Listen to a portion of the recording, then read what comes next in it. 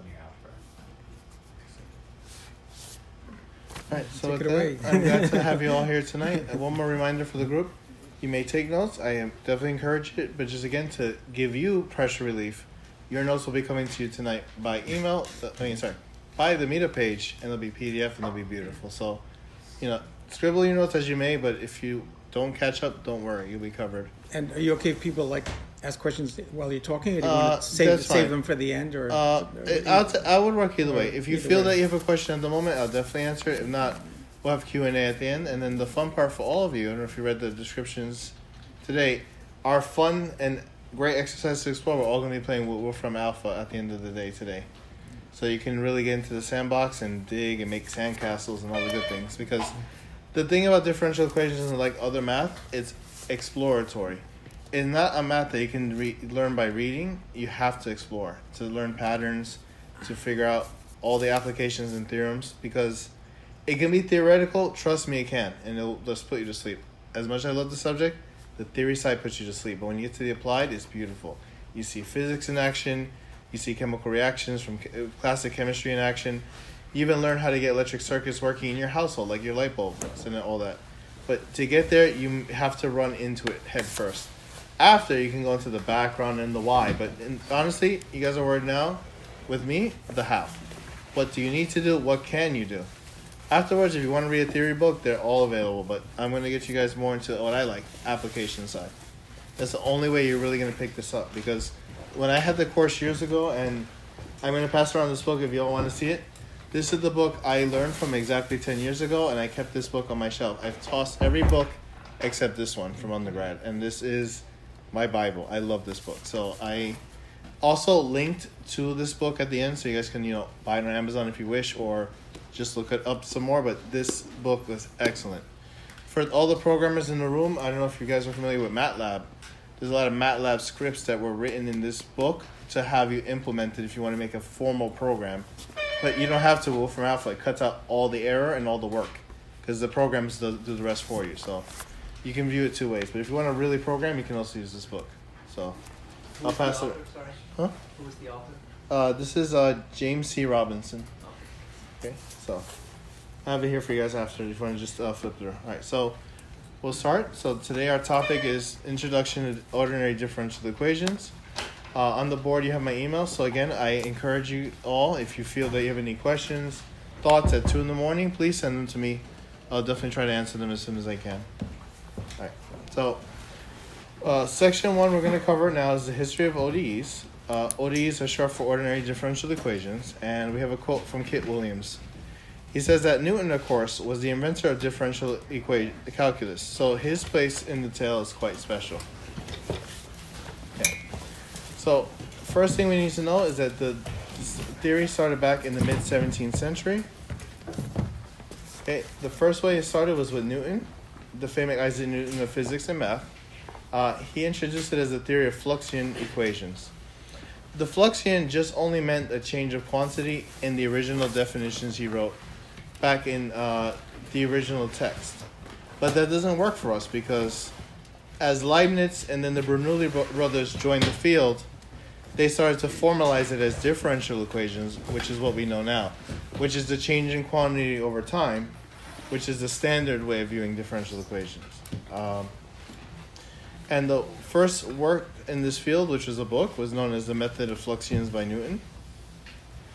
So the trick is, and this is a very interesting part of the history, where the theory and the book was fully written in 1671, but it wasn't published until over almost a century later, in 1736. By that point, unfortunately, Newton had died, but they discovered the text and published it after the fact. And that's what began the differential equations. Right in 1736 onward is the first time you could talk about differential equations in the history of math. And there's your cover of The Method of Fluxions. Obviously the spelling has changed in all these years, but this is the baseline to the theory. So just like, I don't know, if those of you who know geometry, you've done probably Principia Mathematica.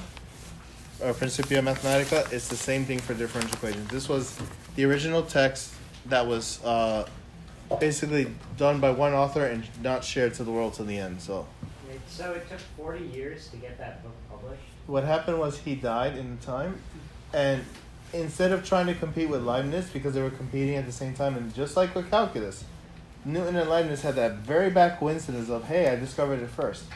Newton refused to give his book out because he said anybody else will take credit or do better than I did. So guess what? He hid the book. He honestly died in that entire time hiding his book, and then they found it after. And then they published it. So I was thinking, it's like, well, I know the printing press was invented not that long before those days. But, right.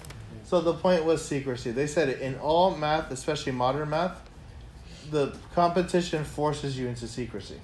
So if you have this great equation, guess what? You're better off keeping quiet about it, never publishing it, because the minute you bring it out, somebody will beat you. It was true back in the 1600s. It's true today. So some of the greatest ideas are still hidden out there. Didn't Andrew Wiles work very secretly on Fermat's last theorem? Exactly. Proving, in his attic or whatever. There was like a printer's error in, his first book or something, and he was ridiculed for that because it sounded like the solar system was a tenth the size of should have been or something like exactly. that. And he never got over that because he was like really some psychological issues. Yeah, so I think he was holding back for good reasons. Yeah, and if you notice the key here, see it was published by, and I'm sorry it's a little grainy, I try to get a better picture as I could. You see it was published in London by Henry. That's the person that discovered the book at the bottom, quote. So again, it took somebody finding the book in his house. And lucky us, it didn't get stolen. yeah. We would have lost the whole field of math from losing one book. Okay, so now the next step. We move down to the 18th and 19th century. So here's the fun part. We love Newton's ideas, but we like Leibniz's basically notation. So the rival won in terms of how we write this, but Newton had the better ideas. So go figure. So we'll cover what that means now. So the premise is there's something known as the D-ism notation of Leibniz, which is what we normally see, dxdt, versus the Newton dottage. So yes, there was debates over time, which is more natural to write. We're used to seeing the d's in calculus for derivatives. That's exactly what differential equations also uses. But the problem with the dots is, and I want you to all guess, what's the problem with dots? First derivative takes one dot. Second derivative takes two over at the top. What if you have a 10th derivative? Do you think you can fit that in that margin? You have to write 10 dots vertically up. I don't think that would work well on paper. That was half the problem with it. Printing presses at that time couldn't even generate those symbols. Had to be handwritten. So if you're doing a manuscript, forget it. It'll take, for 100 pages, it'll take you days just to add the dots. So Leibniz had it right, at least writing it down though. So again, as it formally explained, the higher order derivatives are hard to interpret. So the D notation is very easy, and we use it all the time. It's actually used in every textbook as of today. But then beyond, of course, Newton and Leibniz, you had new figures in each century. So in the 18th century, we had Euler, Lagrange, and Laplace. And in the 19th century, you had Cauchy, Maxwell, and Poincaré. For the topologists in the room, Poincaré is your guy. So if you're going to look into topology of differential equations, he's the biggest influence, and he makes topology and differential equations, but it's probably the most complex thing. And the result from that, which you'll look up when you get online, is called Poincaré-Bendixson theorem. Just says that solutions exist in the plane and they cannot exit the plane. Easy to say, the proof is about 5 pages long. You actually look at how that works, but that's, if you're into that, you can see it with Poincaré. He was the last major mathematician, at least in this area as well. So, right, and as you can see from any of your calculus textbooks, if you open the first appendix, guess what notation they're using? DDX. So Leibniz won. Though Newton built the whole subject, Leibniz still won, at least for easy notation. So just keep that in mind every time you pop open a calculus textbook. Okay. But here we are now, close to modern time. Can I just ask a question? We also sometimes use the prime notation. Right, I'm going to cover that shortly. So for the primes, I'll cover that really quick. The prime notation came from Lagrange. I see, okay. He was the last to submit problems to the field, but the difference was for physics notation. He was more of a physicist. They used the prime notation.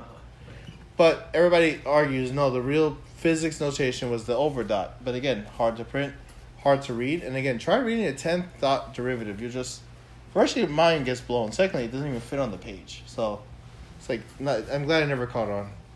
All right, so now we're at modern times almost. We're in the 20th century. And now we have the theory more influence. Now it's a real theory. It starts to be complete.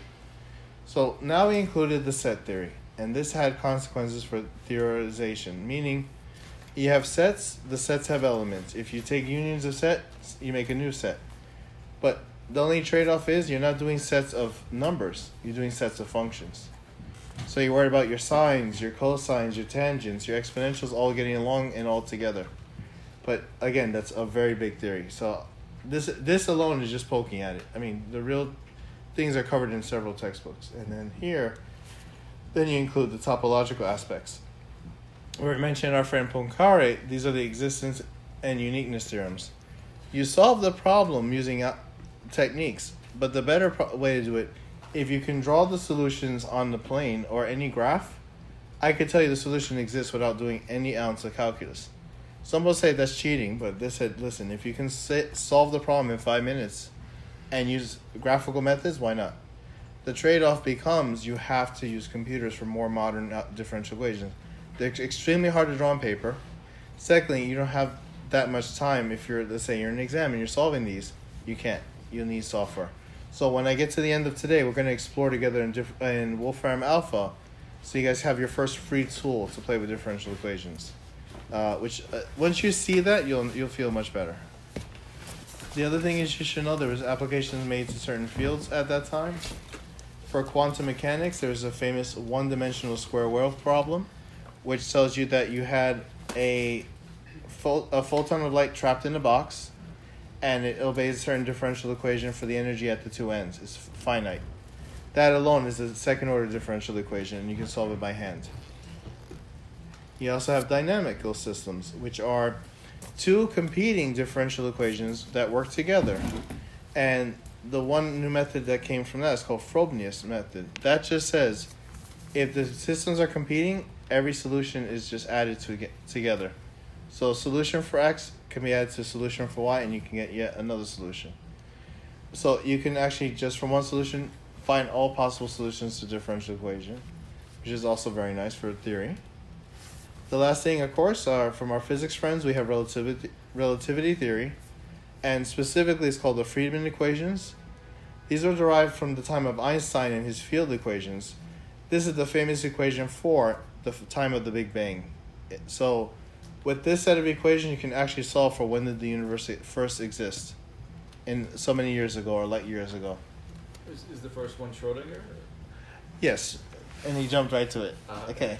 Yeah, the answer officially to the first one is known as Schrodinger's equation. But sometimes you can use other methods and avoid that talk and just use numerical methods. But yeah, officially on paper, it's known as Schrodinger equation. But if you Google 1D squarable, it'll pop up with the same information. And for an example, what is it? Dynamical systems. All you're worried about is solutions to your two-dimensional problem. So notice how in the bottom graph, you see the two red curves? That is the two competing differential equations, and they're fighting to not cross that X zone, because that's what's called a null line, and that's where the solutions don't exist. They only exist where the red curves are. So, meaning you can only take data from that system at those red lines. If you take it outside, the solution is not true, or worse, it's just false data. So one example for dynamic systems they just recently were proving was the beat of your heart rate in terms of the veins on the exterior of your arm to the heartbeat directly, and they're able to prove that those two are dynamical systems.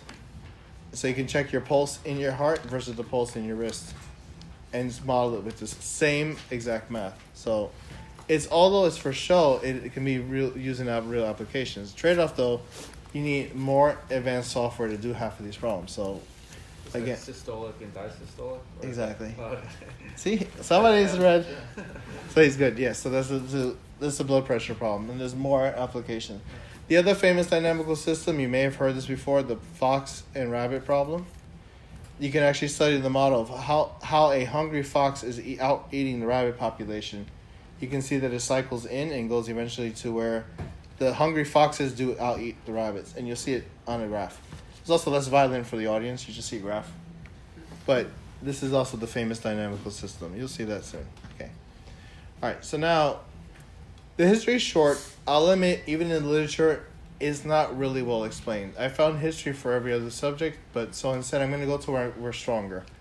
There's a lot of theory and textbooks on the types of ODEs. The reason is if you know the type, you know the method, you know that you can solve it. If you cannot find the type, you don't get worried. There are ways around it, and I'll cover that shortly. All right? But from George Gamal, we have this quote. He said, when in school they were teaching algebra, I was studying differential equations at home. Turns out he was a very advanced mathematician for his time from the 40s. He grew up in the war era. Just decided to study as a way to better his life. Turns out he was a enormous contributor to differential equations and just learned on his free time. And it's true. He was only in 8th or 9th grade and he was learning this stuff. Meanwhile, we're learning it much later in life. So credit goes to him for showing that, yeah, if you learn this stuff, you can get out of a lot of situations. Okay, so in general, we tend to work on what's called a named problem classification, and I outline them in the table shortly. So you're going to notice two things. You have lowercase terms that are referring to the patterns, and you'll have uppercase terms that are named after the mathematician. So in table 1, we have first order ODEs. So the types are Abel 2A. You'll have some that are exact, then others that are quadrature, Riccati, inseparable. So the Abel type was named after the mathematician Abel, so was the Bernoulli, so was Riccati. The exact and quadrature are generic. They are just general patterns, and these are what most software use because they are so straightforward to implement, even programming them. Just knowing those methods, you can just jump right to the solution. The only thing, though, I'm going to warn you, too, they've only done this for first and second order. If you guys can do this for third and fourth, you can get a Fields Medal, be awarded in Belgium, and be forever immortalized in textbooks. But that hasn't happened just yet. Okay. So for second order, we'll compare that. Did you notice something? The list has gotten a lot bigger. In classifying second order, you have more variety. So again, you'll have Bessel type, you have Duffing type, Pond-Levy, which I'll cover shortly. I mean, this is a very interesting example. Van der Pol. Now, I'm going to ask you all one little question. Quadrature, has anybody heard that term before today, offhand? Yeah. Okay. Term? Huh? The term, in general. Yes. All right, what did it mean when you heard it? It's totally different. It's in electronics, there's a type of component, if you want to detect how something turns, Okay. you can structure the sensor in a way, and that's called a quadrature sensor. Okay. Turns out there's an easier answer, and you're going to all sigh with me now. Quadrature is a technical word for an integral. A quadrature type is anything that can be written as an integral. Even as simple as the integral of x, which is x squared over 2, is a quadrature. When you first hear it the first time, you're freaking out. Oh no. Then you realize these are actually the nicest types. Because you can move all the variables on one side, do a standard integral, which you can either look at your Calculus 1 book, use Wolfram Alpha, and guess what? You're done pretty quickly. It's the other ones that make you cry, especially the ones named after mathematicians. The only reason being, there's a lot of theory, they've done their theses on these, or they have series of 10 books till they finally solve the problem. So you have to catch up 10 books to even be able to solve one. Best news is we're in a modern society, we have computers. We don't have to worry too much about how they did it, we just need to know when do they appear. So we'll cover that in a bit. Right. So what the newest book I found, and although I had my original book here, which again I want to pass around into the room, this is the book I used when I first went to the course 10 years ago. This book blew me out of the water. It's called Exploring ODEs. It was written by the Oxford mathematician Trefethen and 2 other authors, and they started with the baseline. The most basic ODE in the world, and you look this up and verify this again, is the first derivative of the function y plus itself will equal 0.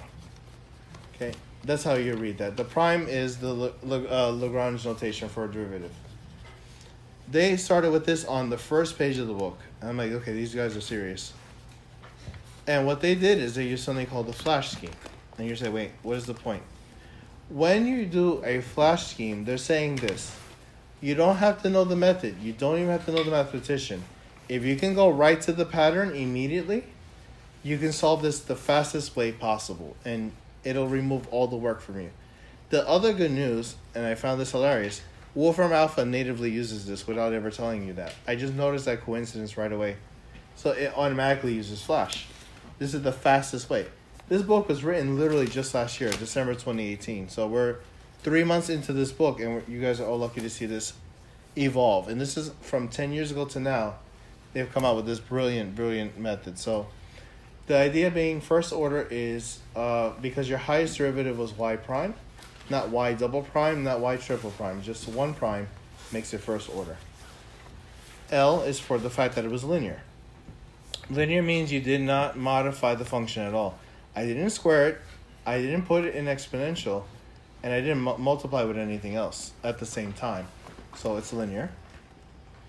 Autonomous, this is a little tricky. There's a lot of definitions for autonomous, but the best way to remember is this. What they call the independent variable is t, in this case, y of t.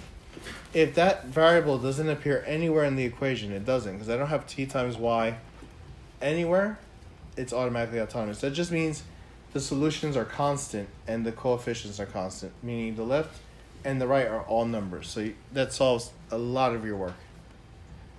Okay, S is scalar.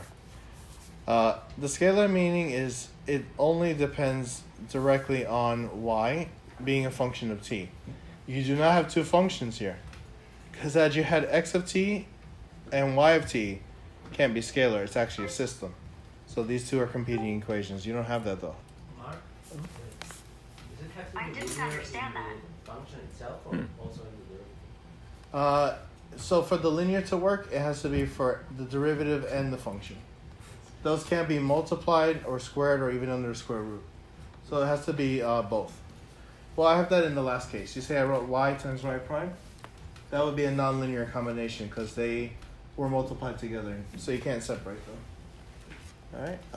And then H is the last part, homogeneous. You also don't have t on its own anywhere in this equation. Had I wrote t on the right-hand side instead of 0, it can't be homogeneous. Because then you have a function of t on the left and then t itself on the right. There's no way to work around that. Then there are what they call inhomogeneous. So most of the time you're inhomogeneous problems, which is a great thing.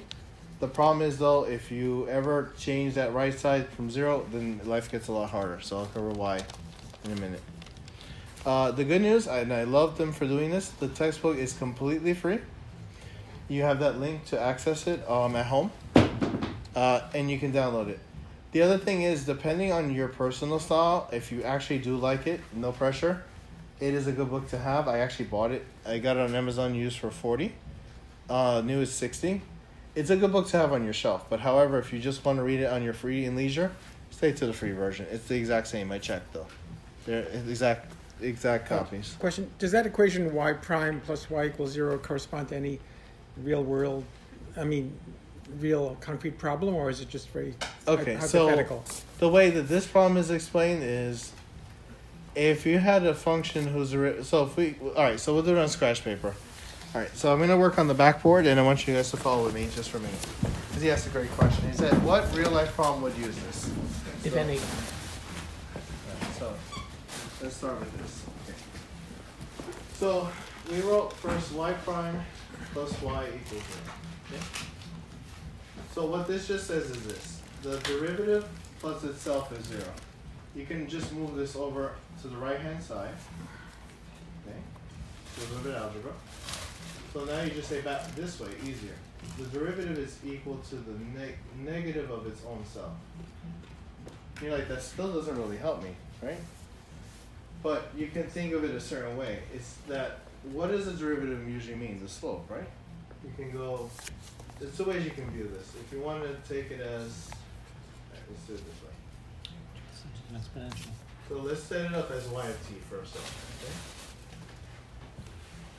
So if your function is t, your variable is t, and then y is here. Okay, so what you're going to try to plot is that if y is this function here, let's just say any y of t, and then it's equal to its own, okay, the negative of itself. So the way that would work is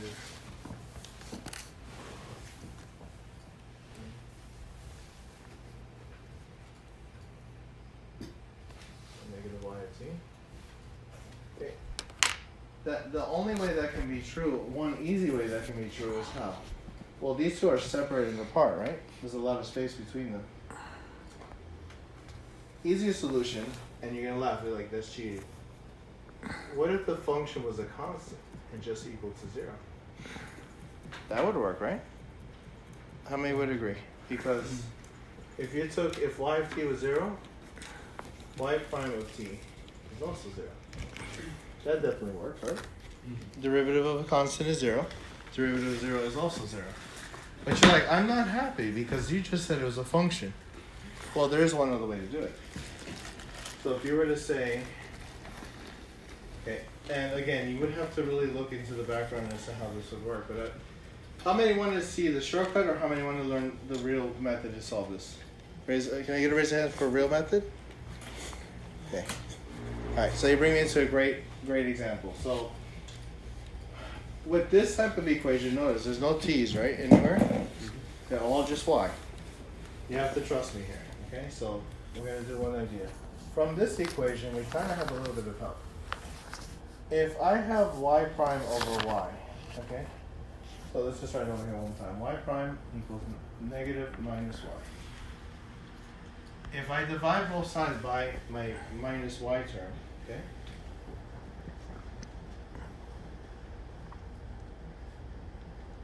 This would equal 1. Like, that still doesn't help me much. Well, you kind of have an answer, because what happens is, if you all remember your quotient rule and chain rules from the old days of calculus, you have a pattern there. That pattern is, if you have the derivative, okay, it's going to be a fun one, derivative of the ln of u, okay, is equal to u prime over u. Don't we kind of have that? U prime playing u. So I could just do myself a favor and just move this over. So then you get y prime over y equals minus 1. And if I'm going to notice my pattern, and again, this is a chain rule pattern from, again, calculus 1. You can just say that, well, this guy must be d dx of the ln of whatever y is should equal minus 1. Now the only question is, how do you get rid of a d dx term? Integrate. Could you just back 1 second so I can Sure. get a shot of this? Thanks. Okay, sure. So how do you guys get rid of a derivative? The opposite of derivatives are integrals. Right. So if you place integrals on both sides, we'll drop out the derivative. So Okay. if you do that here, then you can make life so much easier. So d dx. Okay. By the way, once you start learning Wolfram Alpha, you can avoid a lot of this manual work. But then you just always be wondering, wait a second, how did it get the answer? Yeah. So there's trade-offs between knowing the method and not, being very formal. So last thing is to move d dx over to this side, and you'll finally get, after you integrate, you're going to get ln of y. Sorry, these are both dx integrals. My mistake, dx. So this basically cancels this. This stays here, so ln of y equals negative of x. And everybody, how do we get rid of the logarithm? Exponentiate, okay? So, and the big promise I made you. Why do we bother with plus c from integration? It's important for differential equations because you want to show that your solutions are unique. So I almost committed the mistake that every student makes across the world. You have to add plus c. When you do that, you can say y is the exponential of minus x plus c. And you're like, well, that's okay, but it's not cute. That's fine. You can notice that e to the x plus c is factored as two terms. E to the minus x and e to the c. And exponential to any constant is just another constant, so we're going to say c e to the minus x. So it turns out this is your real solution. You have what they call the stationary solution, a constant, just 0. The real solution is an exponential function. Why is this important itself?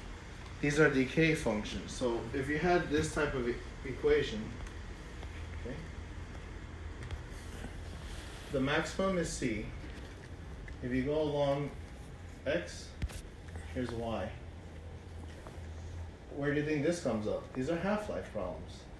This is with the radioactive isotopes that decay in the soil, or if you had an investment that was if you had a car investment that was depreciating, this would also work. Where C in this case would be the initial value of the car, and that final value will be like the value of the car 10 years after you bought it.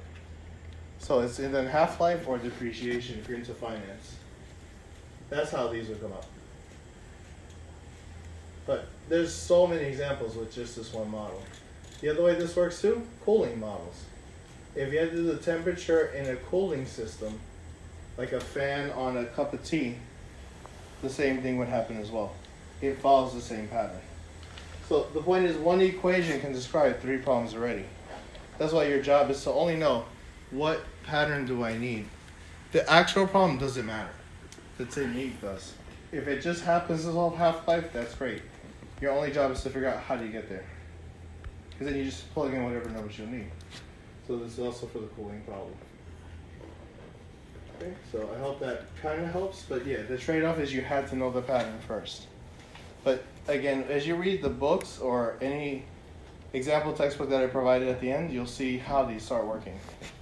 At the end of the time, if you really want to learn it fast, just Wolfram Alpha.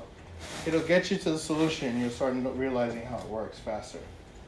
But the by hand method never fails you. You just got to learn it, obviously. Okay? Yeah, great, thank you. Okay. Excuse me. Sure. I was wondering, is this the basis for how integrating factors work? That is part of it, yes. Okay.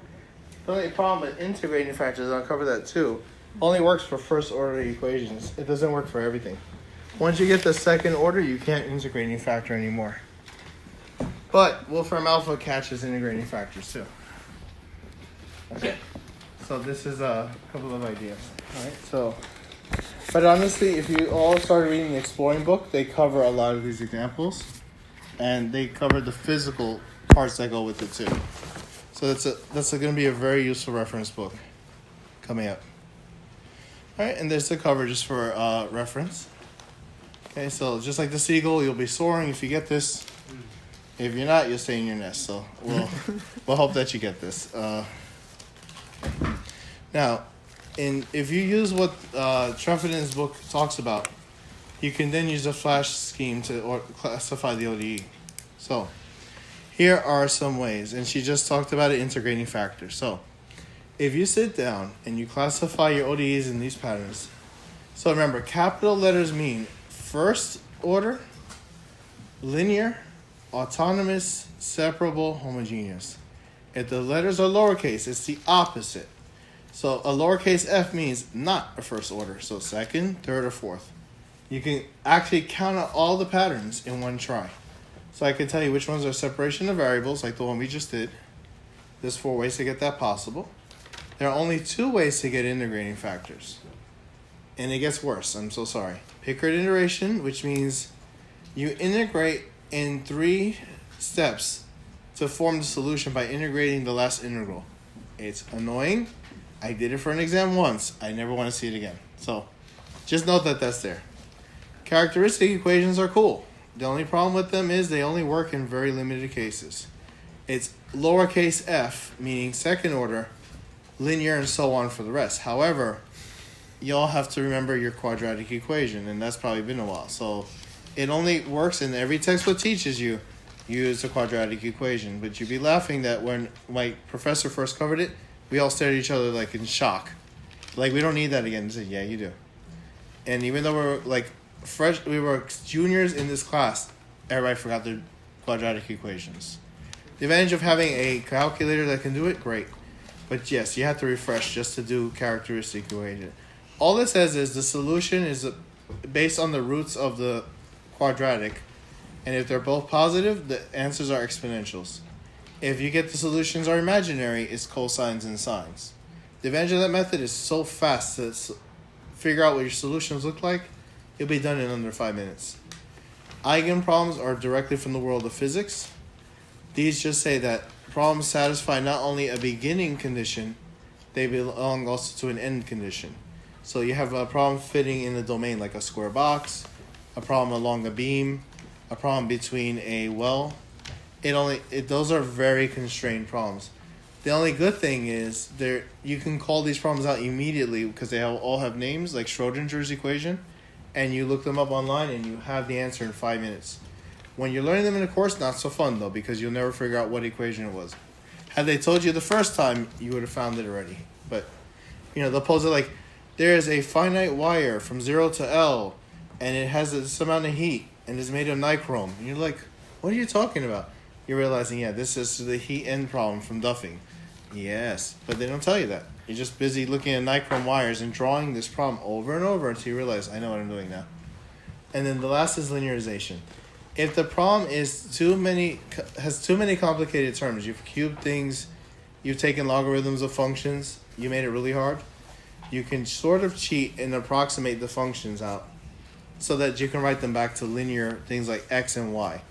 The trade-off is that method is so limited, it's covered in the last chapter of almost any ODE book. You only use it maybe once or twice in your ODE career. Don't worry about it. If you see one, great. If you kind of understand it, wonderful. But in general, you guys won't be using them as much. If the problem is that hard, you're probably not solving the right problem, I always felt. But they teach it to you anyhow. And then at the other side, you also have systems of ODEs. You're going to compare two that relate to each other. Then you can do now something called matrix exponential. You can do the variation in parameters.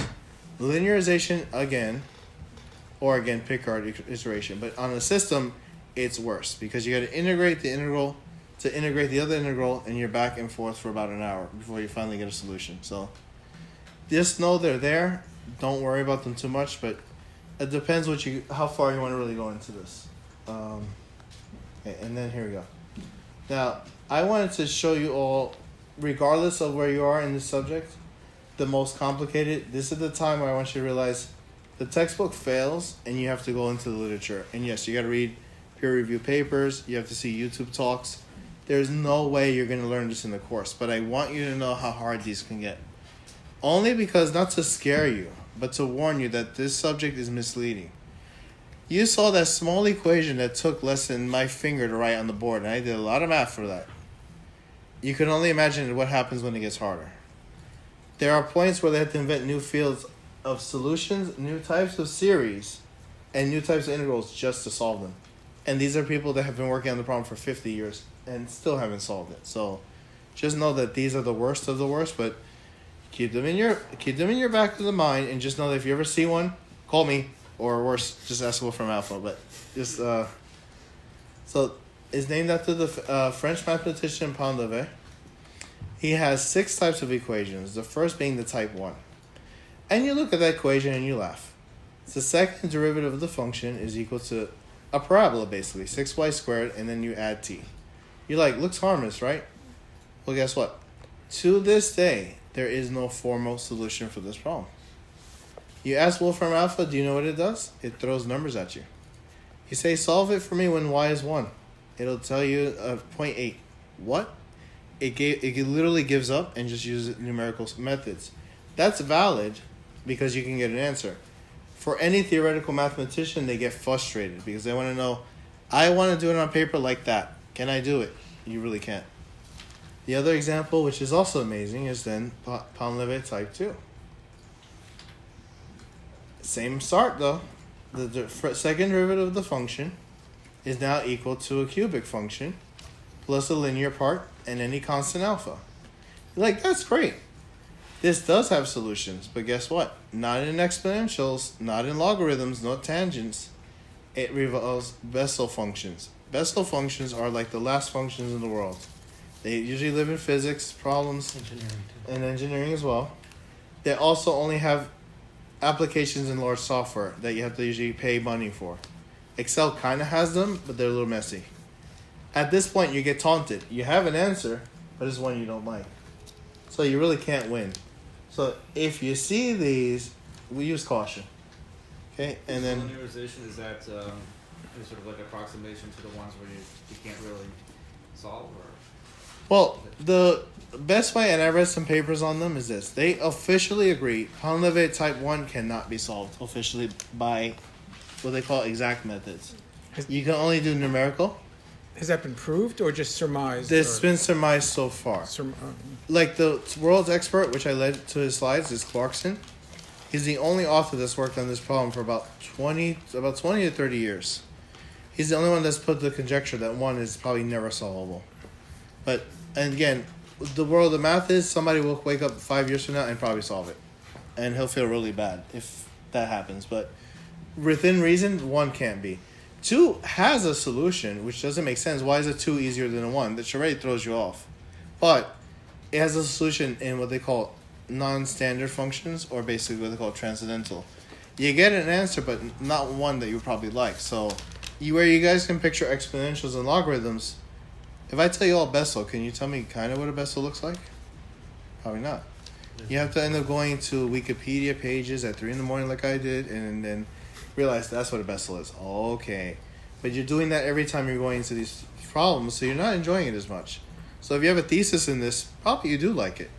Your average applied mathematician will not like that. They don't like the vague answer. They don't like the numerical answer because it gets you upset because you can't figure out the exact pattern. Only numbers can tell you the truth. But it's a mixed bag. That's why people don't like this higher level of ODEs, because they're like, I don't see the answer anymore. You just have to trust the numbers in this case. And if you really want to read the heavy theory on this, I gave you these sets of slides as well. They're very dense. I can admit there's a lot of theorems in them. Flip them over at 5 minutes and just close the slides.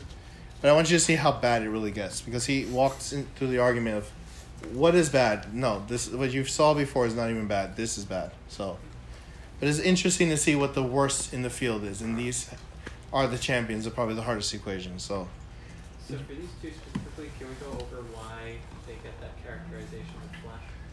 okay, so for the first one, lowercase f would mean not first order. So since the left side is d squared y, it's the second derivative, so then it will be a lowercase f. Yeah. Okay, lowercase l means that it is not linear. The reason it's not linear is that the fact that we have a 6y squared, the function was squared. Had it been just 6y, it could be linear, so that's not good. The a for autonomous. Well, autonomous had made us promise that the function does not have t anywhere. Well, I have t on the right-hand side. Okay, keeping it company. Not a good thing. The s for scalar, though, is okay. Every single thing is just a multiple of the numbers, because look, it's 6y squared, that's fine. Though the t is there and I don't necessarily enjoy it, it's just 1t, so it's still scalar. And the homogeneous h, well, because of, again, the fact that we have t there, because if I moved everything with y to the left, I still have t left over, then it's not homogeneous. For the type 2, it's all lowercase. Lose all hope. Because, same thing. Is it first order? No. Second order. So lowercase f. Is it linear? I have a cubed. That's terrible. So that's automatically not linear. Autonomous, same idea. If we move the y over, that's fine. But guess what? You have t times y. That's not good. On top of that, the scalar part, t times y is a problem because you have your main function multiplied by the variable it depends on. That's definitely not scalar in the case. Because if you just substituted, let's say t, it's 2y. That's not a number anymore. That's an open function. You don't answer your own question. And then homogeneous. Well, if I move the y cubed over to the left with the other y stuff, and the ty as well, guess what? I have alpha there. You could kind of cheat and be a mean person and say, well, what if alpha is 0? Okay, it's homogeneous again, but you've done nothing because you cheated out of your own problem. They want you to solve it with the alpha in there. Let it be 1 to 100. If you make it 0, you cheated. So At least according alpha, to alpha is just a constant. Is that correct? alpha is any constant. Any constant. But they argue if you make it 0, you've turned it to another problem, and it won't be Paul-Levé anymore. It'll be some other type. But it turns out people solved it with the alpha 0, and everybody's like, well, of course you can solve that one. But everybody's like, no, solve it with the alpha this time. Nobody can. Unless you use Bessel's, and then again, you start crying as you read the Bessel functions. So in general, just know there are 6 types. And today, only as of today, we know that all except type 1 can have a solution with special functions. The good news, Wikipedia itself is so helpful. Someone took their time and actually solved the type 1 and type 2 for us. But the way they were able to do that was a couple of assumptions. They made the initial conditions 0 on both parts. And guess what? They cheated. They made alpha 0 in the second equation. I said I knew it. They didn't bother to do it with alpha not being 0. So this is the simplest way you can possibly solve it. But this is too simple. The real answers will get only so more complicated. At least you could kind of see. But you proved one thing though. Did you notice something? Square derivative, the functions are mostly positive. Did you notice that the curves go straight up? The signs of the equations also give you the signs of the solution, sort of. So the fact that those are squared and those are positive, guess what? They curve up. Had there been any negatives in there, they would curve down. So it's a kind of a hint ahead of time. But it all depends on your initial conditions, which are at the bottom. Okay. And I'll bring you now to the better part, which is the now solutions of ODEs. So if you know the type, you can get to the obviously working it out in detail. But the better way you can do this, if you just know the typical solution, just write out the solution and match it back to your problem. All you have to do is just pick your constants carefully. You'll solve any problem faster. And we have here, I don't know if anybody knows who this mathematician is. He is the world famous problem solver. Anybody who's done the math education field had to read his books. He is How to Solve It, George William. Yeah, exactly. He knows. So, and sure enough, he's so comical. In order to solve this differential equation, you must look at it till the solution occurs to you. Meanwhile, he's the best problem solver in the world, but he joked around, just stare at the board really hard, it'll eventually come to you. It doesn't work for most things, though. Okay, so in general, what we do now, and what we do thanks to software now, we don't even worry about the methods. I don't worry about writing integrals. We do what they call pattern matching. If you know the typical form, you match the constants, you're done. That's great. Problem is, you take away all the fun that way, but it's a matter of who's using it. If you're an applied mathematician, an applied physicist, not a problem. Only the theoretical mathematicians, in my opinion, are the ones stressing this part out. They're saying, you're not worried about theorems, you're not worried about diagrams, you're just giving people answers. I said, but if you need to move quickly, it's a sacrifice you have to make. But I agree with it. Not every mathematician does, so keep in mind there's a big fight out there. So always you can refer to your flash table I gave to you in 3 and 4, and you can classify everything, okay, as much as you can. However, if it gets more complicated, and that's very easy to happen, we have an Equation World webpage written by a Russian mathematician, Polyanin. He's a very great person, and he is an interesting person for one reason.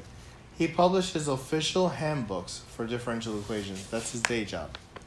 But he's also nice enough to publish these same results online on his Equation World site. He doesn't have to do that, knowing that his books are worth $200 a pop. But he's still nice enough to publish these things online. There's a trick, though.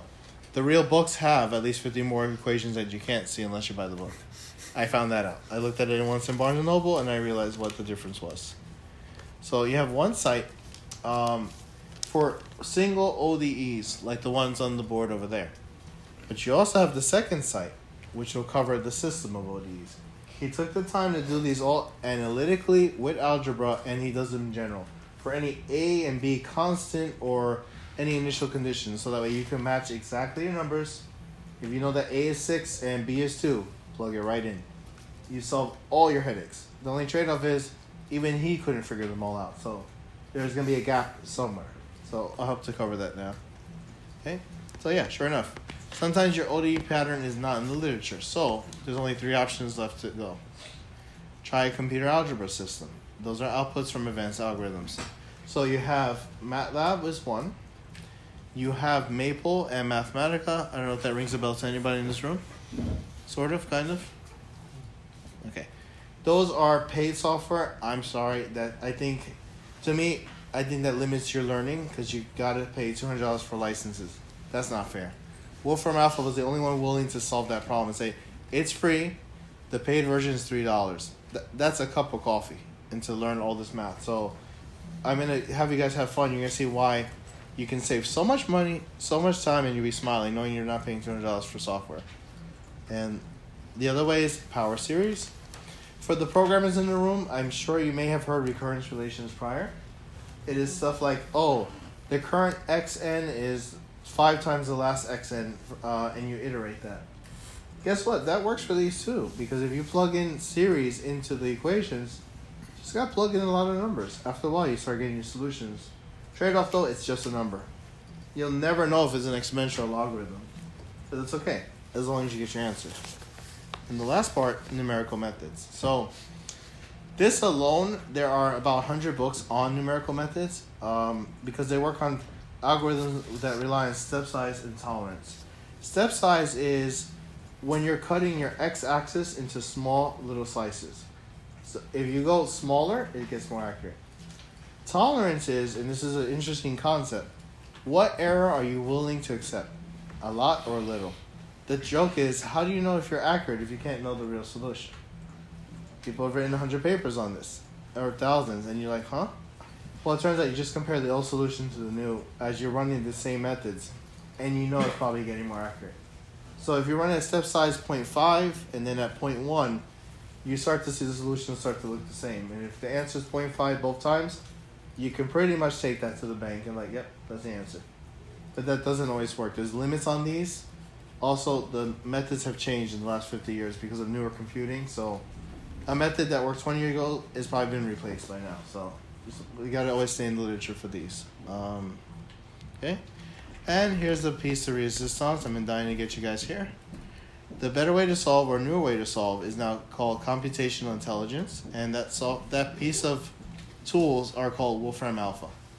It currently is a website. Also, if you have a phone, it is an Android and iOS application. Now, I have to give you all a warning. If you use the free Wolfram Alpha, you can solve a problem. It'll just give you the answer. If you have a Pro Wolfram Alpha, which is $3, if you have the phone app, meaning iOS or Android, so iPhones and Samsungs, or if any of you has Windows 10, I don't know who has Windows 10, you can get the app there, and it's also $3. It's the magic number is 3. You will have solutions and step-by-step mode, which will actually put a red box, and you can hit step-by-step. It'll write out the exact methods like I just did and show you how it's done, like if you were learning in the class. The thing is, you decide though. If you want to go free, zero problem. $3 though for a cup of coffee or a Wolfram Alpha, I would lean towards Alpha, especially if you want to get more into the details. So this is all on you, but you have it everywhere. The good news is everywhere, so you can use it eventually on your phones especially. So there's our logo. Wolfram, of course, is a very eccentric guy, so his logo is a dodecahedron. That's a 12-sided pointed like sphere. And then, believe it or not, he thought of us. He made an example page just for differential equations. So he shows you the input, how do you enter an equation, and so on. I'll cover that with you as well. Now, here's the big thing, and Guan will appreciate this. He knew the answer ahead of time. Everything now in modern world is Lagrange notation. It's a prime. You only use a prime. Good news, that's our key on your keyboard, so you don't have to go too far. Okay? So, at this point, I'm going to break out and get to Wolfram Alpha so you can see this in place. So we're going to solve our first problem in the modern way. We're going to have fun. We're going to solve a van der Pol equation using Wolfram Alpha. So let me get over and let me switch. Okay. Keep in mind, this is free Wolfram Alpha website. It will work the same on your phone. It will work the same on your computers at home. What I will tell you is if you get Pro, though, which I'm sorry, I don't have my Pro with me here, you can have it solve it, but you can also have it write out the steps, which is, I think, the most beautiful thing when you can figure out what they did. Okay, internet. I am sorry, we have a slight error. Give me a sec. Let me just connect. By the way, my head's not in the way, is it? Okay, there we go. Alright, so here's the Wolfram Alpha landing page. Alright, so we're going to use our notation now. So we want y, the second derivative. So remember, we're going to use the prime near the enter key on the keyboard, okay? So prime, prime. By the way, do you notice something it's trying to do? It's talking to us. That's what they call computational intelligence. It's like Alexa, but for math. It's kind of like talking to you as you're working. It's like, maybe I'll help you today. But I'm like, I don't need your help. Actually, I do need your help. Because guess what? It actually gave you, it already figured out what we're trying to solve. There's a van der Pol equation already, waiting for us. So, in your phone though, be careful. You will type this, but you got to use the enter key on the far right. In a computer, you can just click on it, it'll auto solve. So just note the difference if you're in a laptop versus your phone. But they will do the same thing, they look exactly the same. So if you look carefully now, first it writes it in textbook notation, okay? It automatically assumes, by the way, every function is 1 of x. If you want to be specific and put y parentheses t, you can do that and make it a function of t, so you're not limited. And it found out something for us. Did you notice what it did? It figured out it was autonomous, so it knows it knows our flash method we talked about. And it even did one more nice thing. It told you from the reference dictionary, it's a van der Pol equation. So that in 3 seconds, you already found that all out. The best thing you know, there you go. ODE classification. You know, it is a second order linear ODE. And at the bottom is the best part of all. You have the answer. It tells you that the solution is the sum of a sine and cosine with 2 constants up front. Once you can plug in those 2 constants, you're done. You just use whatever conditions you know, and you get your solution. Wolfram Alpha is already ahead of us, by the way. It did us a favor. It assumed some initial conditions for us, just so you can get a stepping stone, and it actually applied the solution. Sorry, what is ordinary? What does the word ordinary mean in ordinary differential equation? So maybe you already. Oh, said no that, problem. said So it. I'll make one side point. How many of you have taken multivariable calculus? Okay, very good. Okay. Do you remember that curly D that used to drive you crazy? It took you forever to write it up on the board. Partial Partial derivative. You gotta remember there's a slight difference because this is always so annoying. If I write, x squared, right, as a function, f of x is x squared, what do you normally know you can do? A standard derivative. Derivative dx is 2x. That's ordinary, at least for what we talk about. It gets harder when you talk about multivariable calculus, because if I ask you this question, fxy, 2 variables, let's say it's x plus y, then you write our friend, the curly D of f. And that means, which is so annoying, a partial derivative in one variable means every other variable is constant. So, the partial derivative of f with respect to x means y is a constant, like 5 or something, or like 7, but this is taken as a derivative. So, derivative of x is 1, but the y is some constant, so guess what? It disappears. Derivative of a constant. So, that's a partial derivative, and that becomes partial derivatives. This all just says that your functions are always a 1 variable, never 2. If you do 2 variables, then you just open a new field called partial differential equations. And you don't have to work, and it's obviously totally different. The way you just joke around, an ordinary derivative just contains a d, the other one is a curly d, which is obviously hard to write over and over again, so, as you saw. But yeah, that's the only difference. I will warn you though, alpha has a weakness. It can't solve partial differential equations very well. Very few are solvable like that, so if you've ever come into that problem, just be careful. You will need advanced software, and you probably will need to all invest in Mathematica. But use your university copy if any of you have access to university. Do not buy it. It's like right now, last I checked, $350 for a license for 1 year. That's not reasonable. It's good if you have a university that you live nearby, can use a library copy, but don't invest the money. I don't think it's worth it for personal use. Yeah, it's something that you could do with MATLAB. There's Octave, which is the free version. Oh, then that might work too. Yes, depending. The only trade-off with Octave though is numerical. So if you give it certain partial differential equations, you're only going to get away with numbers.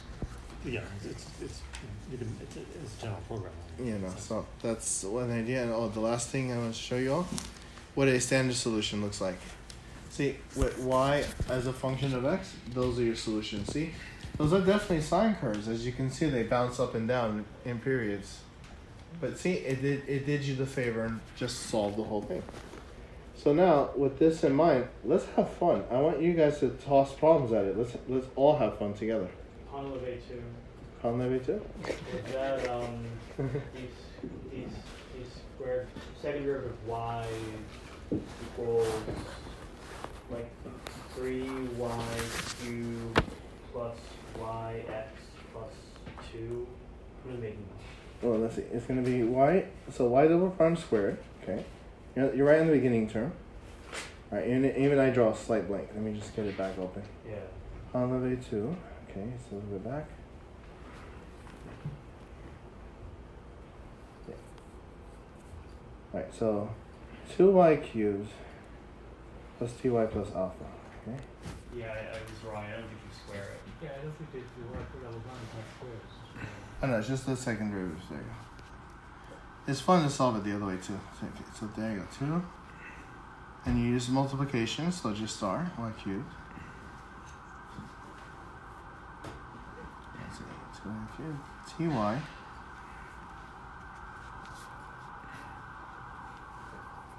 Now, you can't just say alpha because it's an open constant. You have to pick an alpha. So anybody please volunteer. What alpha do you want? Sub 3. 3? 3. Okay, 3 it is. Alright, now just to be absolutely sure, let me make this all a function of t directly. So in this case, you can force it to keep y as a function of t if you do it this way. If you don't, it's going to say y is a function of x. But I'm going to kind of keep consistent. Now, how many are going to... What do you think is going to happen if I do this? Do you think it's going to try to solve it, or do you think it's going to give us numbers?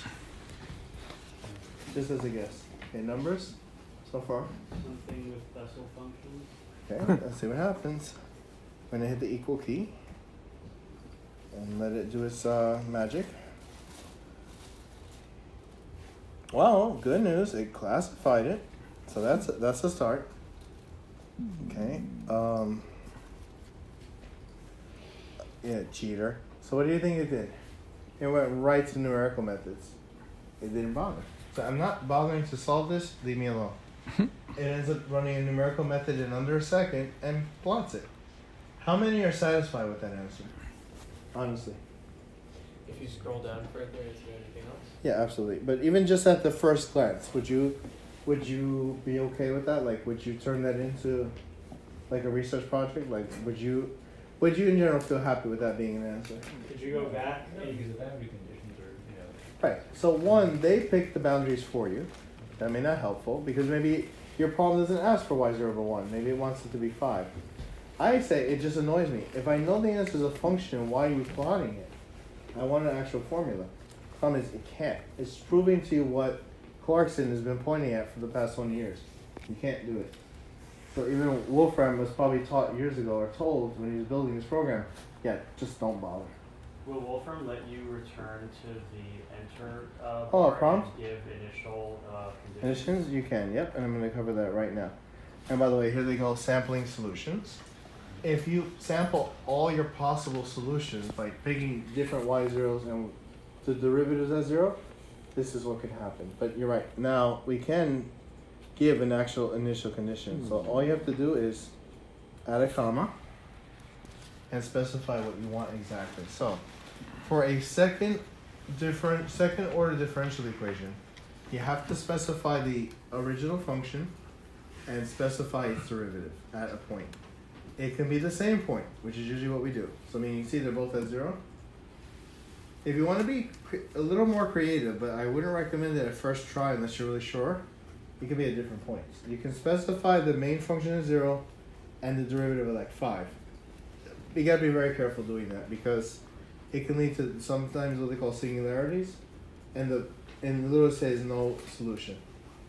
So we'll just go with the basics. We're gonna first say what y of 0 should be, and I'll take any answer from anybody, please. 5. 5. All right.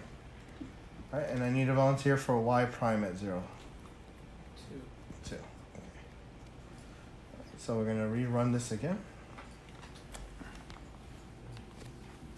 So we gave it everything possible, okay? So the good news, I wrote curly brackets. In programming, that's a set.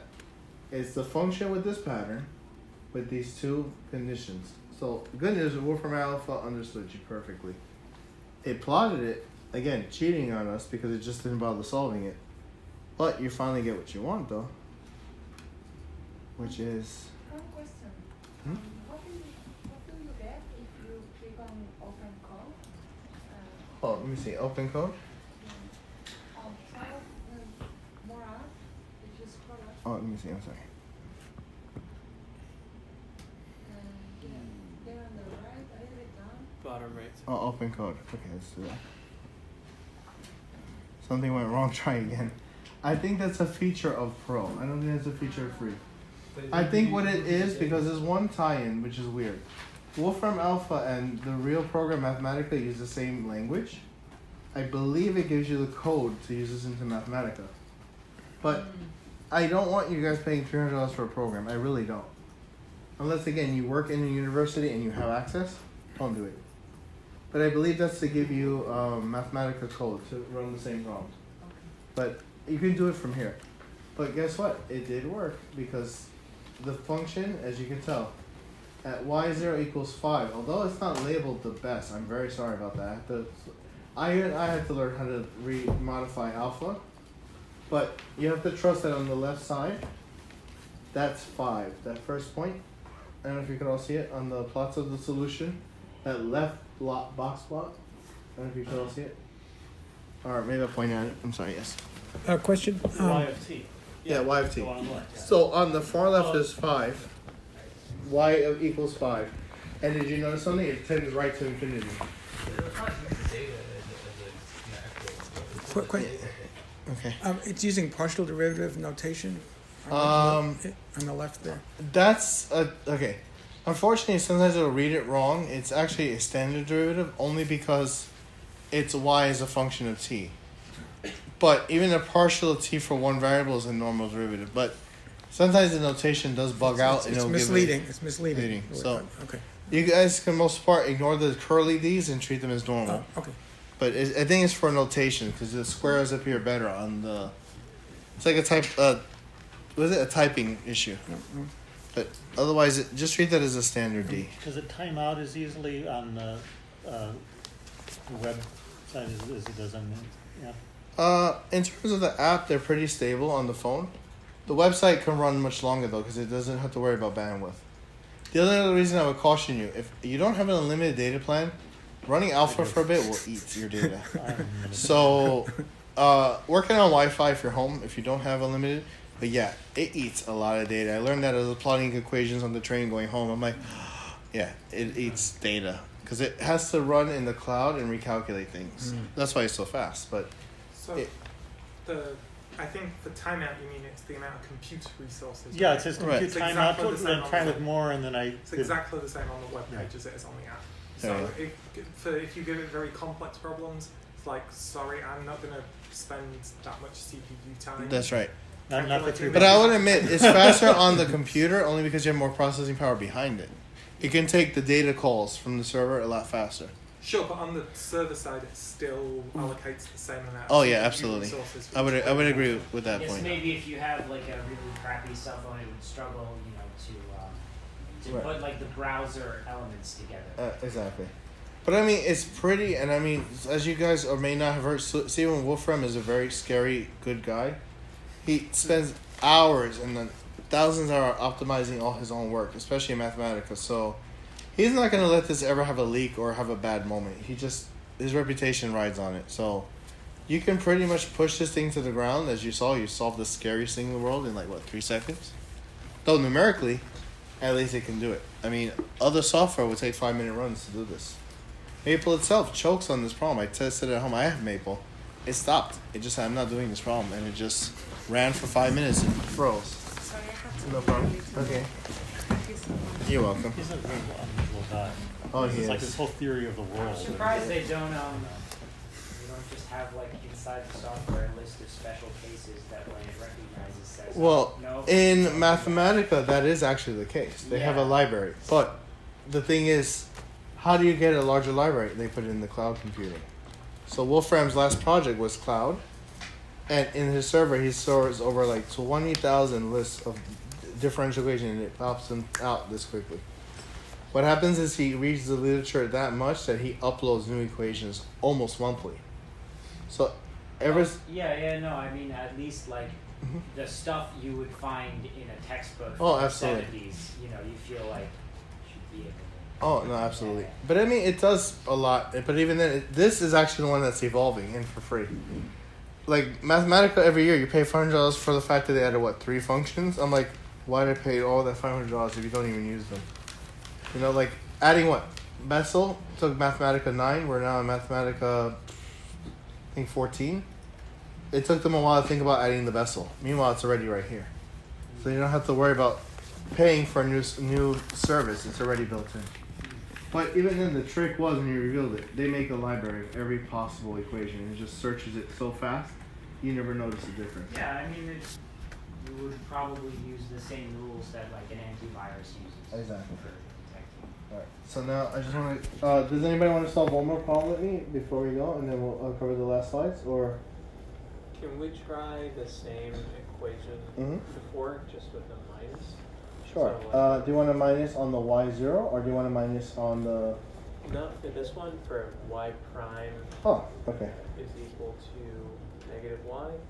I guess y prime minus y is equal to 0 as opposed to plus. Oh, okay. I think the single prime. Oh, single prime. Wait, you want double or single? I'm sorry. Single. I Single. guess just to contrast with the last. Oh, okay.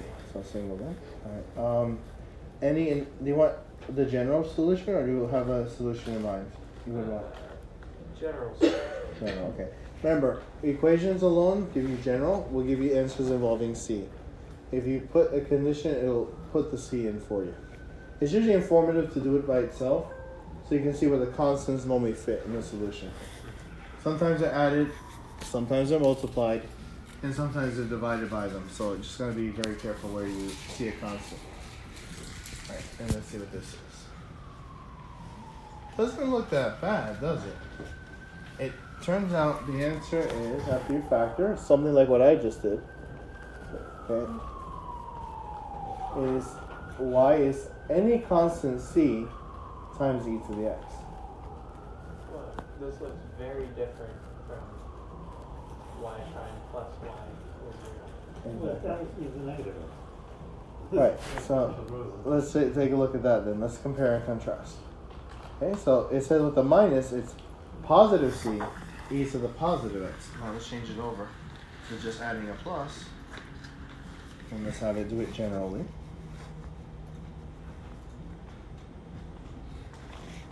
It looks familiar, doesn't it?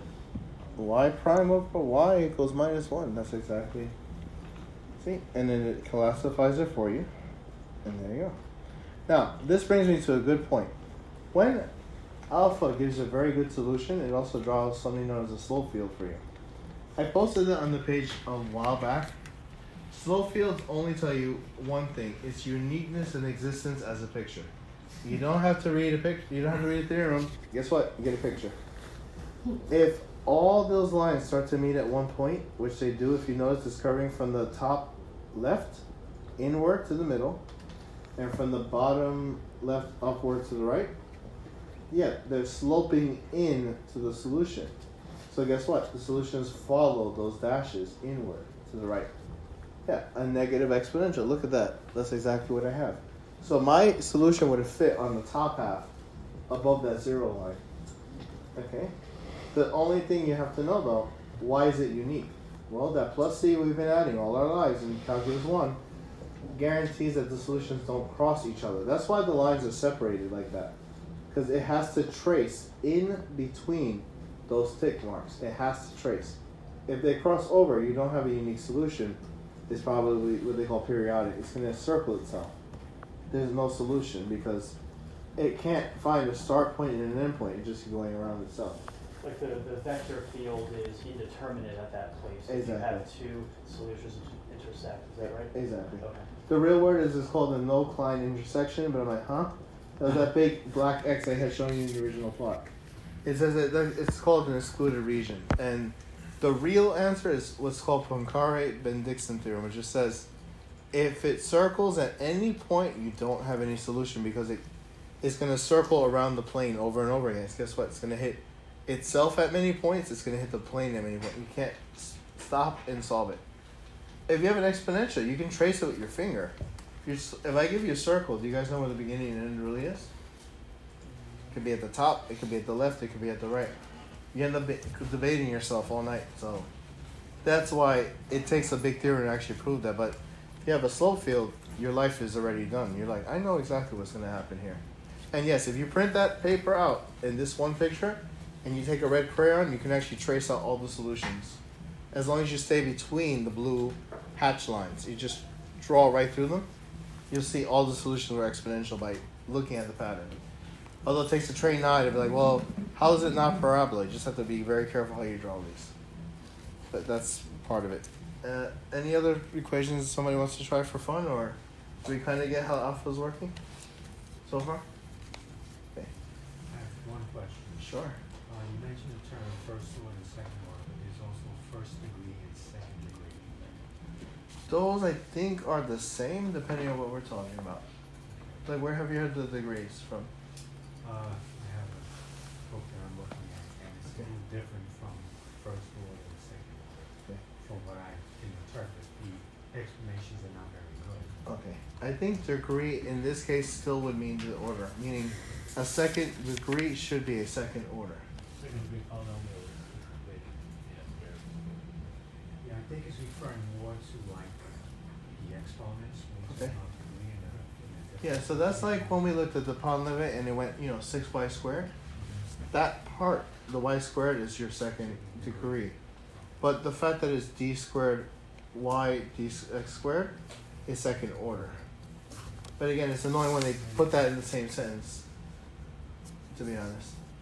Alright, so. It's the way to look at that. Okay, maybe they're referring to different higher degrees of nonlinearity. Yeah, but mostly Alright, and just to make you all have a good laugh, let's have fun, real fun. Let's solve a fourth order equation, just for the heck of it. Are you ready? How many think this is going to be worse than what we've been doing so far? Okay. So the rule of thumb is the higher the order, the worse your day will be. So just keep that in mind. And yes, unfortunately, third and fourth orders haven't been completely categorized. So if any of you ever have some downtime and you want to win a Fields medal, please go ahead. Yeah, and you're under 40. And under 40. The key word is under 40. You can only qualify if you're under 40 for a Fields medal. And let's see what this looks like. Oh, you have to be under 40 to 42 win with a Fields medal. Really? Age discrimination. I feel like that would disqualify just about everybody. I know, that's a... Okay, so what looked quite nasty is actually not that bad if your definition of bad is fine. Because it's exponentials, which you know. It's sine and cosine, which you know. What is bad about it is the fact that it has radical 2 everywhere in the equation. So one of the ways you can solve that problem is if you change the constant in front of the derivative. It's called a rescaling. That can drop these square root of 2's out of there. I don't ask you to do that today. Maybe not tomorrow. You want to have real fun. Figure out what that constant could be. To multiply the y 4 prime, and you can make this all just straight out in x, as opposed to x over square root of 2. Is there a neat pattern in terms of which of these can have solutions if you have like the constants in front of whatever. So There's components are imaginary. There are. That's the characteristic equations method. But this works backwards. If the solution of the characteristic equation is imaginary, at least a sine cosine solution. If the beginning coefficients now are imaginary, like it's we'll actually cover it right now. Maybe I can see if I can coerce it. But if you had something like 2i, let's see if we can get Wolfram Alpha to do it for us. Because it'll be a good question. 2i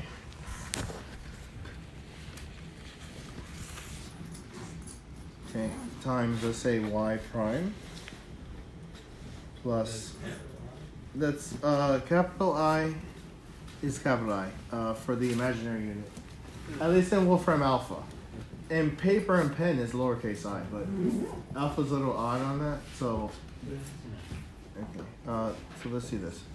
I believe, and I haven't really looked at this problem, I don't think you actually use standard methods for these, but let's see what it ended up telling us. Yeah, so what it did, it's kind of funny. It did the normal method of separation, but then your solutions have imaginaries in them. So the only way around that is there's an Euler identity for e to the ix. It's cosine x plus I sine x, and then you could do something really annoying. There you are. I knew they were going to do it. You take the imaginary part of the solution as y, and the real part is x. And you can extract it with complex algebra. Realistically, that's not a textbook problem. That's actually more of a topology problem. If you want to talk about differential equations over the complex field instead of the real. But that is a nice open problem, but I don't know if that's, I guess, practical. But Wolfram wasn't scared. At least it did attempt a solution. I just don't know if that would really work for us. Because the way this would be read is this. If your solution at one point was 2 plus 3i, the real part's 2, the imaginary part's 3. You got to calculate that at each and every point, and then just connect the lines. It's a very computationally hard problem. So your solutions are no longer really natural. You have to use more math to get a solution out of it. So I would assume no complex values for these equations. You can get a complex value and turn it into something meaningful, but don't introduce imaginary stuff up front. It's fun, but I don't think it's very helpful. And to be honest, I don't know what problem has this ODE. So it's at least you know Alpha has your back, though. That I can say. But I don't think it's. I guess it's not practical, but it's a fun exploration. But that's a good question. All right, and let me just cover the last slides, and then we'll take some more Alpha time at the end. So let me just move a little bit. I'm gonna also cover now. What is it? I have some reference textbooks I think you should all review towards the end. Okay, there you go.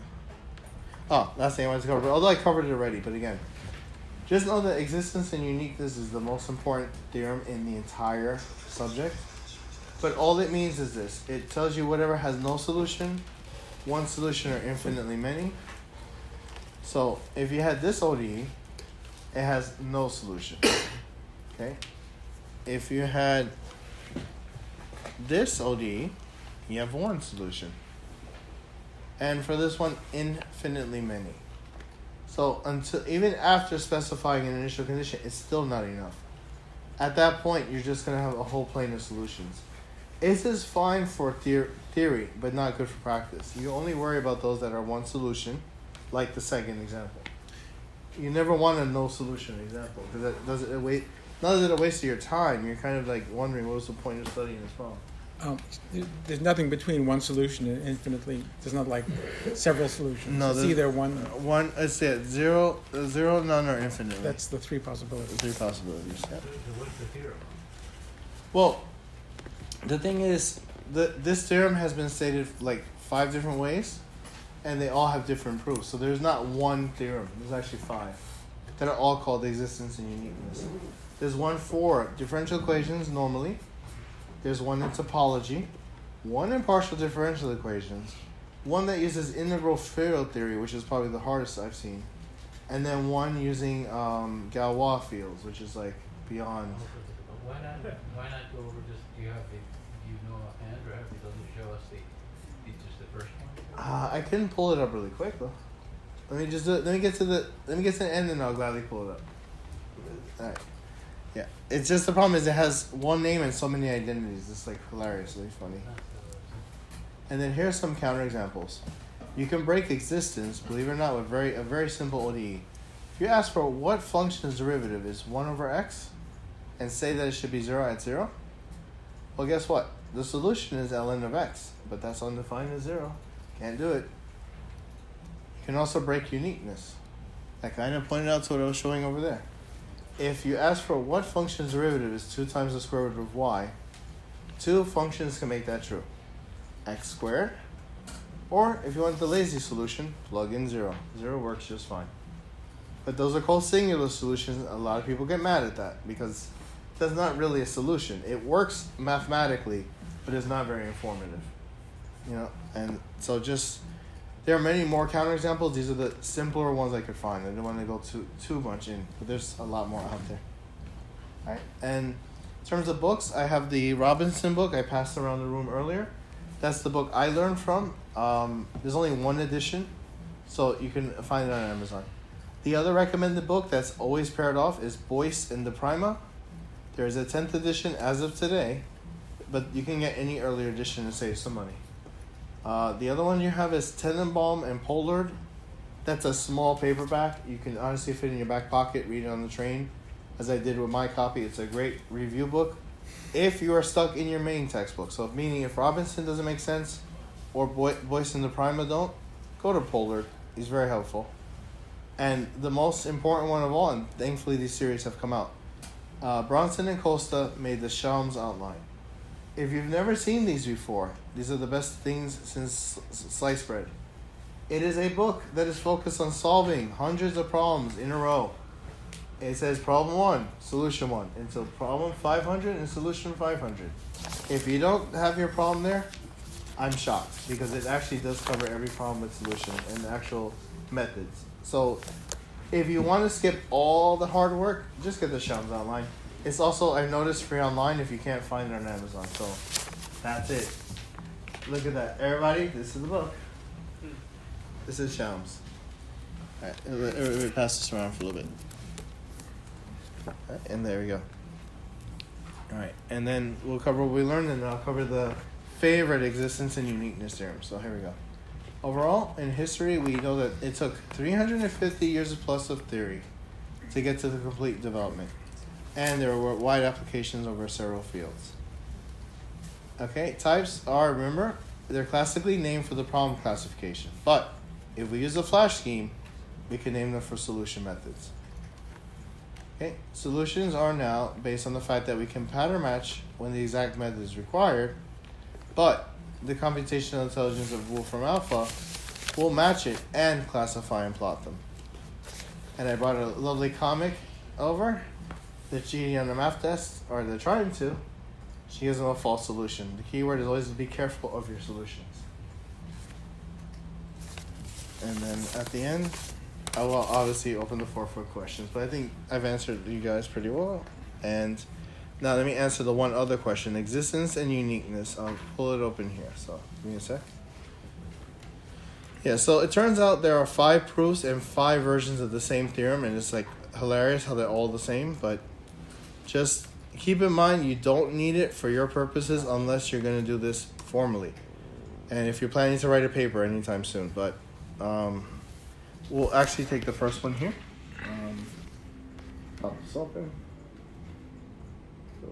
There you go. Alright, so here is the formal for first order ODE, existence and uniqueness. If you all are starting to get stomach pains right now, it's because you're seeing the epsilon delta definitions.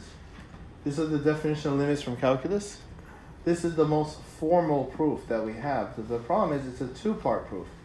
You prove the existence first, then you prove the uniqueness, and you combine the results. But it is fine to read and understand, but you don't need it for practical. Again, I would say practical purposes, you don't need it. If you want to know why, it's fine. But all it just says is that, roughly speaking, if the solution is locally defined on this bounding box, which you see the box R, it will continue to be extendable, which is known as Picard's theorem, as you integrate and follow the curve on every new box. So the solutions can be patched together across. And the point is, how small the patch is? A delta. They're the smallest patch you can never see. But again, is it fine? Sure, but you don't necessarily need it unless you really want to look at it. The other thing I think is a cheap... Again? Huh? Can you state that summary again? Sure. So the solution is locally defined in the box. So solution is locally defined in the box. That solution can be continued along the curve in any new box where the patches between the boxes are as small as possible. And that small possible is delta. So all you're saying is you're gluing all your continuous boxes together till you get all your solution all the way across the interval. But you don't, that's like a topology point of view. That's just saying continuous means it's connected.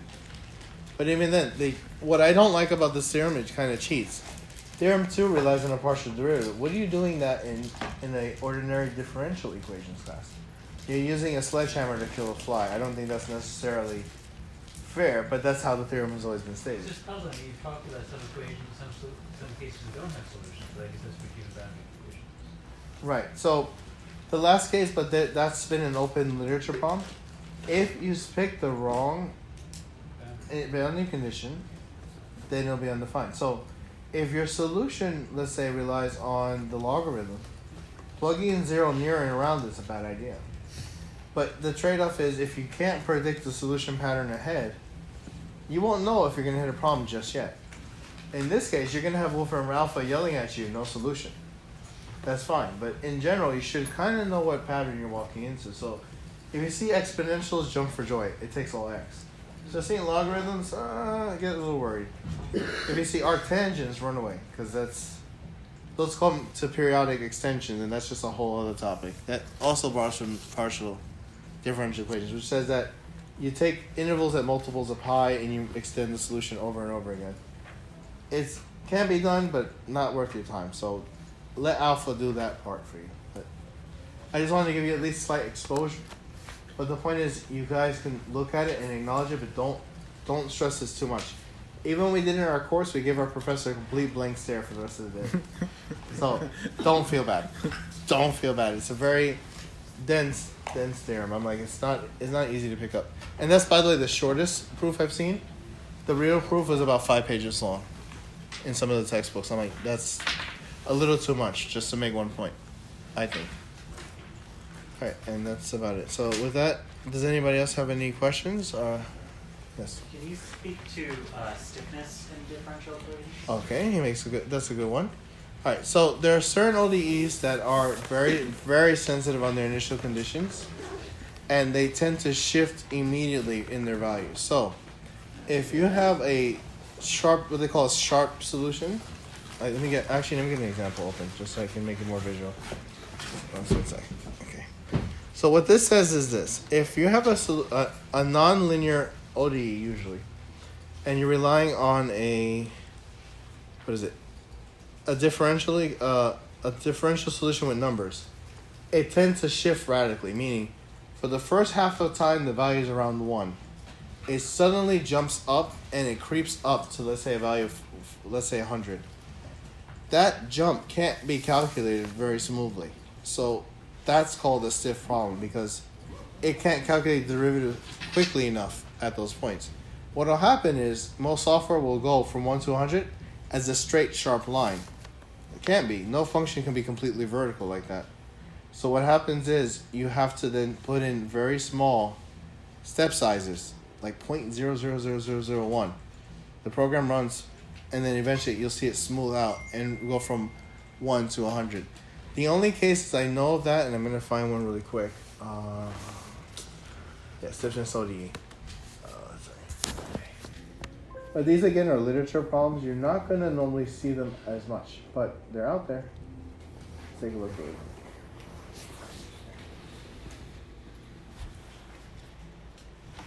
See, relatively large variation, it smooths out to a line with slope nearly 0.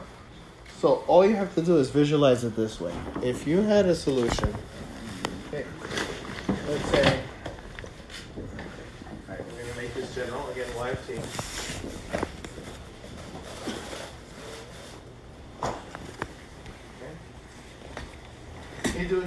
solution, let's say with Wolfram alpha, and the first value is 1, okay? Because you show y of 0 to be 1, okay?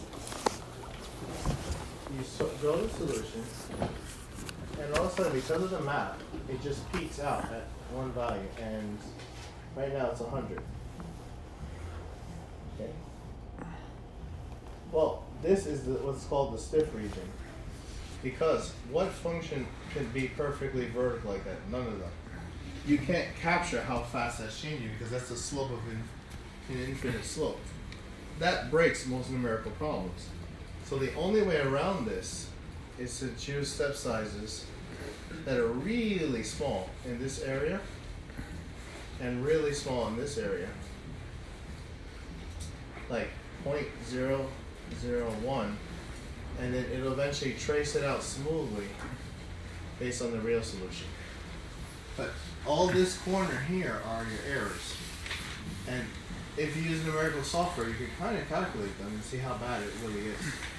But very few problems are stiff like that. The only one I know are if you do the heating of a rocket shell, like in free launch, this is the temperature on the Earth, and then once it goes into atmospheric entry, it jumps that quickly. And let's say time is 10 minutes of launch. By the time you're 20 minutes into space, it would go that high. Very high. So there's a name. There's like a constant point, right? That moment of basically where I'm sorry to find definition there. Well, the inflection point? The point at which those two lines within which the boundaries of the solution are a point. Right. There's a name for that though in the aerospace industry. I think it's like G or K or something for specifically that point in the atmosphere. Okay. And it's slipping out of my brain. I was hoping someone in this room had that stored. Yeah, no, I don't know it offhand. But I do know this problem has that one odd Q, behavior. yes, it's Q. It's Q. Okay, there you go. So yeah, that's stiff. Let me see if I have one other example here. Just make sure. I want to make sure that yeah, also anything that has bad, what is it? What's this one?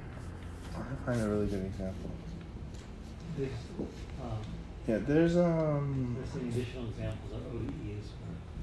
Let me go up there. Where's that here? No,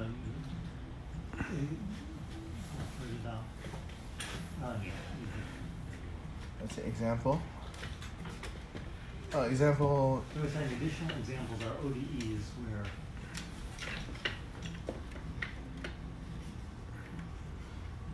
sets of ODEs resulted from temporal integration by Chemical reaction systems, right. So they're saying, for example, the chemical reaction system of Robertson.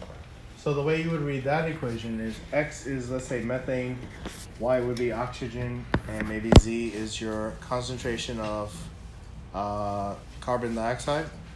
It's saying that, look at, because of the large constants, you see 10 to the 7th, that introduces those large jumps because 10 to the 7th is literally 10 million. So it pushes up the value so high because from 10 to the 7th and then divided by 10 to the 4th is 10 to the 3rd or 1,000. So the equation grows 1,000 times larger towards the right-hand endpoint. So instead from 1 to 100, it goes from 1 to 1,000. The solution cannot catch up with the numbers or the growth. So it always makes those very odd graphs.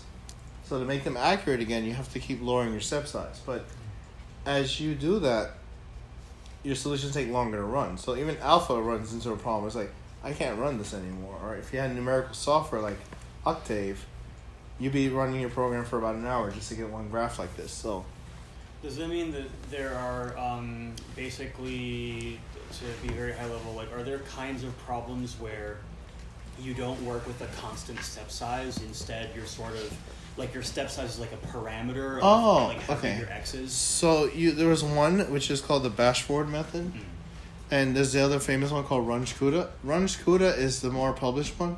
Everything is a constant step size, so 0.001 is all the time. Bashford, and I believe they covered it here. I'll just check again, but it's where you vary it. So if you know it's very constant in the beginning, use wide step sizes. But where it gets a problem, focus those points to the smallest as possible in that small corner. But again, the math to do it is a lot of involvement. Like, is there some like a priori guesswork involved? Like, oh, here I expect some funny business. And that's then the thing. Sort of Like as in it approaches, it knows to. in this case, probably not. Like you would have to plot it the first time and realize there is a problem, and then attack it after. Okay. So meaning plot it, get that weird L shape. Oh my God, it's vertical, and then you have to go. Wait a second, and I know where the problem spot is. So it's between X is 5 and 6. Let me focus my intervals there. But you don't know it to the first attempt, basically. There's no trial and error. Right. Now, if you happen to know that your problem is stiff, like you happen to be studying the Robertson problem, you would know ahead of time. But chances are, most people don't know their stiff problems. They just bump into them. A lot of them have to deal, believe it or not, with heating and cooling problems from especially chemistry or aeronautical engineering. Because obviously, heat of reentry is a famous one. If you all remember the Columbia disaster many years ago, same idea. The magnitude of heat coming in on reentry is 1,000 times hotter than an inch. Yeah, and Just an inch. okay, and it can melt it. And this, and the same idea with a chemical reactor. There are blow-up reactors that, unfortunately, if you start with basic things and they're all what they call exotherms, and I'm sorry for those of you who don't remember a lot of your chemistry, but exotherms naturally release heat. Well, if you put 5 grams of it, it releases 1 Celsius of heat. If you put 500, clearly it has to be multiplied by 100. No, multiplied by 10,000. Your reactor blows up. You have a bomb in the lab. You run. Yeah. Okay, and that non-linearity and that jump up is the stiffness. There are things But- that, especially if you're dealing with reaction rates too, Right. you get into weird situations where as you have more of like a chemical fuel present, Okay.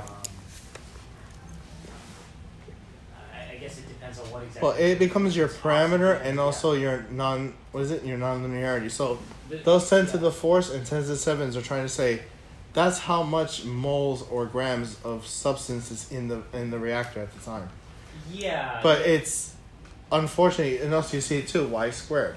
So that's a second order reaction rate with respect to y. So it's saying that it's a back loop mechanism because it says it relies on y normally in the second equation, where it says y dot. The y dot equation said, well, it relies on negative of y times z, and then it relies on negative y squared.